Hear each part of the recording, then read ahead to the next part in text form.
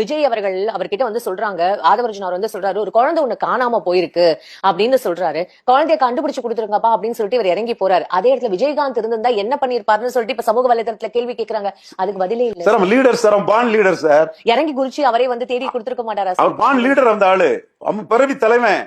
Madurai வீரண்டா Mangamma பேரண்டான்னு Rajinikanth விரட்டின Ramadasa eighth நின்னு விருத்தாச்சல ஜெயித்த ஒரு பான் லீடர், பான் ஹீரோ.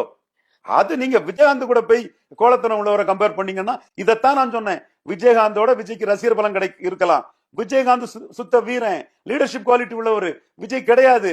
அதான் நடிச்சு காட்டுவானே, அம்மா தாயே உலகத்தை காக்கும் ரட்சகியே என்னையும் காப்பாற்றமான்னு ஜெயலலிதா போனவரு. இவரு ஜெயலலிதாவை எப்படி எழுத்தவரு? விஜயகாந்த் லீடர், நடிகர் சங்க தலைவரா நின்னாரு, ஒரு ஆளுமை உள்ள லீடரா நின்னாரு. அந்த லீடர்ஷிப் குவாலிட்டியிலே நடிகர்களே நம்பர் 1 விஜயகாந்த் அந்த காலத்து நடிகர்களே சொல்றாங்க. அண்ணன் சிவாஜி இறுதி ஊர்வலத்தில் லீடர்ஷிப்பை காட்டினவரு.